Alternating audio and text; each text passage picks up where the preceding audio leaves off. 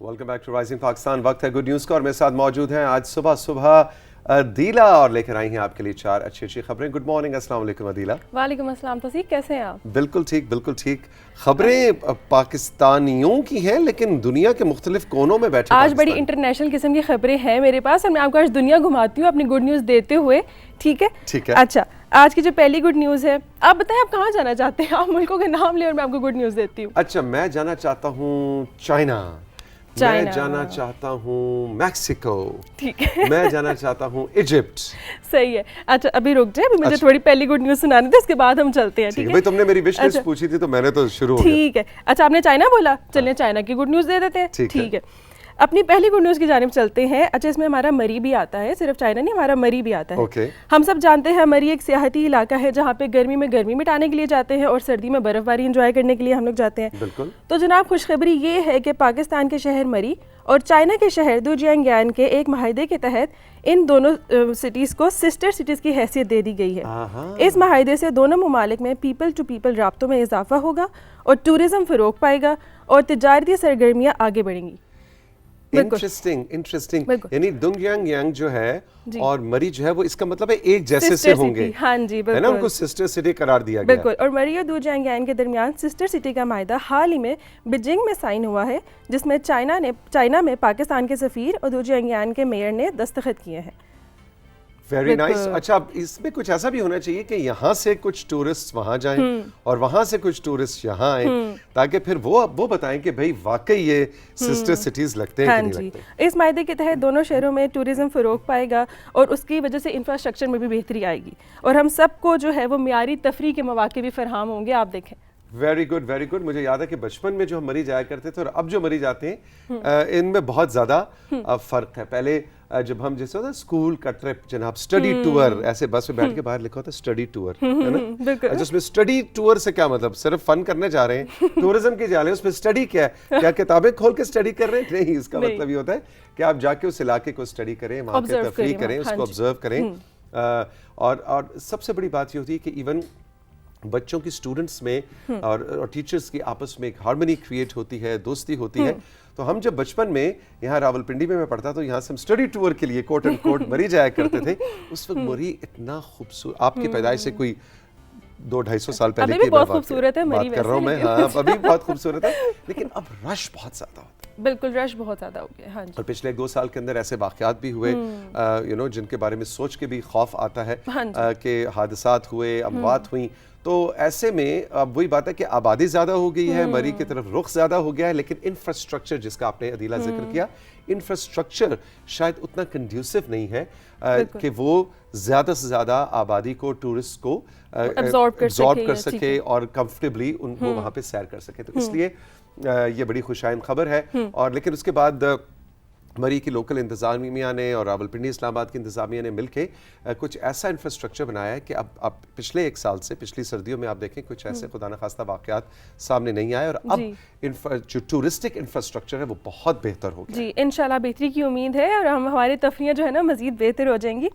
اچھا, اگلی خبر کی طرف چلیں. ایجپٹ جانا ہے, موروکو جانا ہے, میکسیکو جانا ہے. ابھی یو کے میں رہتے ہیں. اچھا یو کے, چلو ابھی یو کے میں رہتے ہیں.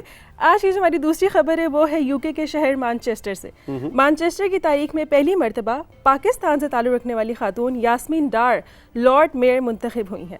یاسمین ڈار نے یو کے میں میئر کا الیکشن جیت کر تاریخ میں پہلی ساؤتھ ایشین میئر ہونے کا مائل سٹون اچیو کیا ہے. اور یاسمین ڈار آپ کو پتہ ہے کہ سوشل جسٹس ایکٹیوسٹ بھی ہیں اور انہوں نے اپنی زندگی کا بیشتر حصہ ویلفیئر ورک میں صرف کیا ہے.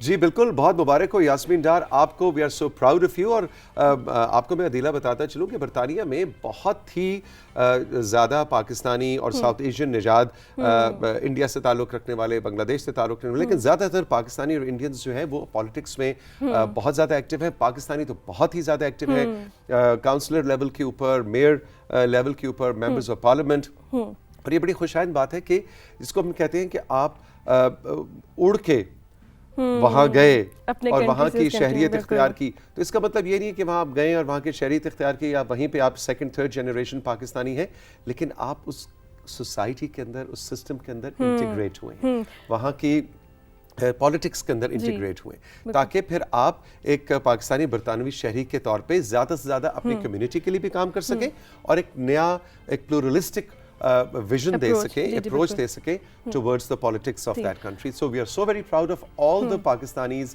یا پاکستانی نژاد, وہ اسپیشلی وومنس, اور اسپیشلی سب سے بڑی بات یہ ہے کہ وومنس امپاورمنٹ آپ دیکھیں کہ اس سے دوسری خواتین کتنی انسپائر ہوں گی, ان کو اپنی شناخت کروانے کا کتنا ان کو نا انسپریشن ان کو دی ہے. اور یاسمین کی جو تصویر ہم نے آخر میں دکھائی تھی جس میں بالکل پورے گرن کے ساتھ اسمائل کر رہی ہیں, تو وہ مجھے بڑا اچھا لگا, چمک آئی ہوئی ہے ان کے چہرے, چمک ہے, ایک پراؤڈ مومنٹ ہے. تو یاسمین صاحبہ بہت بہت آپ کو مبارک ہو, اور جب بھی آپ کا پاکستان چکر لگے, رائزنگ پاکستان اور پی ٹی وی کا یہ جو یلو صوفہ ہے یہ آپ کا منتظر ہے, آپ آئیے اور آپ کی کہانی ہم رائزنگ پاکستان میں فیچر کرنا چاہیں گے. ٹھیک ہے, اچھا بڑے تیسری گڈ نیوز کی جانب. جی بالکل. اچھا اب میں آپ کو امریکہ لے جاتی ہوں. ٹھیک ہے, یہ گڈ نیوز ہماری امریکہ سے آئی ہے. امریکہ کے صدر جو بائیڈن نے حال ہی میں ایک کمیٹی تشکیل دی ہے اور اس کمیٹی کا نام ہے presidents advisory committee on the arts. ٹھیک ہے. اس کمیٹی کے لیے انہوں نے پاکستان سے تعلق رکھنے والے شاہد احمد کو بھی نومینیٹ کیا ہے. ہاں جی, اور شاہد احمد امریکہ میں پاکستانی کمیونٹی لیڈر ہونے کے ساتھ ساتھ پولیٹیکل ایڈوائزر بھی ہیں. جیسے ہم نے پہلی اپنی گڈ نیوز کی بات کی کہ پالیٹکس کی بات ہے, فنون لطیفہ کے حوالے سے یہ کمیٹی جو ہے امریکہ میں آرٹس کے فروغ کے لیے اور پلورلسٹک اپروچ کے حوالے سے پریزیڈنٹ کو اپنی سفارشات دے گی. بالکل ٹھیک جناب, اور شاہد صاحب آپ کو بھی بہت زیادہ مبارک ہو. اور بالکل اس سے پہلے بھی ہم یہی بات کر رہے تھے کہ پاکستانی جو ہیں وہ بالکل چاہے وہ بزنس کوریڈورز ہوں, چاہے پاور کوریڈورز ہوں, پالیٹکس ہو, ہم جا کے ہم کہتے ہیں اچھا جی اوہو ہم میں کوئی مسئلہ نہیں ہے نا, چاہے بزنس سائڈ ہو, چاہے آرٹس ہو, چاہے سیاست ہو, ہم فوری طور پہ جا کے انٹیگریٹ کر جاتے ہیں اس معاشرے کے اندر. تو پاکستان سے آپ نے فلائٹ لی تھی چائنا کی, چائنا سے انگلینڈ کی, انگلینڈ یو کے کی, یو کے سے امریکہ کی, تو اب اس کے بعد میکسیکو تو آنا چاہیے, ساتھ ہی ہے. بالکل چلیں دیکھیں میکسیکو بھی ہم چلیں گے, لیکن آپ یہ دیکھیں کہ ان تینوں گڈ نیوز کی وجہ سے پاکستان کا امیج آپ دیکھیں کہ انٹرنیشنلی کتنا پازیٹیو چلا گیا ہے. ایبسولوٹلی. ہاں, اور ہمارے لوگ کیا ہی کارنامے کر رہے ہیں. بات بدلنے کی کوشش مت کیجیے, مجھے بتائیں کہ ملک کون سا ہے اگلا. دیکھیں 3 ہوگی نا انٹرنیشنل گڈ نیوز, اب آپ کو تھوڑا ڈفرینٹ گڈ نیوز آپ کو میں دے دیتی ہوں. اچھا واپس آ رہے ہیں ہم, تھوڑا سا واپس آ جاتے ہیں. چلیں دے دیتی ہوں آپ کو گڈ نیوز دے دیتی ہوں. اگر آپ میکسیکو نہیں جانا چاہتے, آسٹریلیا لے جاؤں آپ کو میں. او آسٹریلیا, ہاں فلائٹ بڑی لمبی ہے, تھوڑی لمبی ہے, لیکن گڈ نیوز آپ سن کے نا خوش ہو جائیں گے. چلیے بتائیں. ہاں جی, اب ہم چلتے ہیں آسٹریلیا. جناب خبر یہ ہے کہ آسٹریلیا دیگر 16 ممالک کی شراکت سے دنیا کی سب سے پاورفل ریڈیو ٹیلیسکوپ بنا رہا ہے, اور یہ ٹیلیسکوپ تمام ایگزسٹنگ ٹیلیسکوپ سے 8 گنا زیادہ سینسٹیو ہوگی اور آسمان کو 135 ٹائمز زیادہ گہرے اندازے سے میپ کر سکے گی. اس ٹیلیسکوپ پر کام بھی شروع ہو چکا ہے اور اس ٹیلیسکوپ کے 131,072 اینٹناز ہوں گے. اس ٹیلیسکوپ کی مدد سے ہم کاسمک ڈاؤن تک دیکھ سکتے ہیں اور ستاروں اور گلیکسیز کی ڈیٹ آف برتھ بھی جان سکتے ہیں.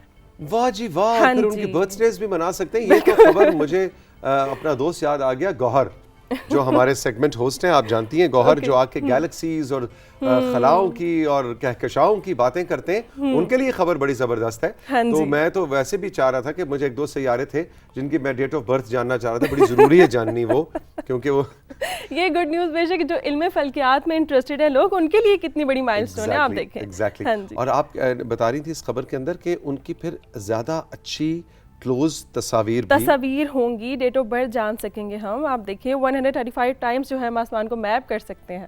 دیکھیں جی, انسان کی کھوج جو ہے وہ چاہے اس سے قرۂ ارض کی شروعات کی کھوج ہو کہ کب شروع ہوئی, کتنے ہزار لاکھوں کروڑوں سال پرانی ہے, یا مستقبل بینی کی بات ہو, تو انسان جو ہے وہ ہمیشہ بہت زیادہ متجسس رہا ہے اور ہے بھی کہ میرا مستقبل کیا ہے اور آنے والے وقتوں میں کیا ہوگا. آپ کو بہت سی پریڈکشنز بھی نظر آتی ہیں, لیکن ساتھ ہی ساتھ ہم اپنے ماضی کے بارے میں. تو انسان کی کھوج جو ہے نا یہ اس کو ترقی کی راہوں پہ بھی لے کے جاتی ہے, لیکن وہ ٹھڈا کھا کے گر بھی جاتا ہے کبھی کبھی, ہے نا, منہ کے بل گرتا بھی ہے. جو گرتے ہیں وہی شاہ سوار وہ ہوتے ہیں نا, بالکل گرتے ہیں شاہ سوار ہی میدان جنگ میں.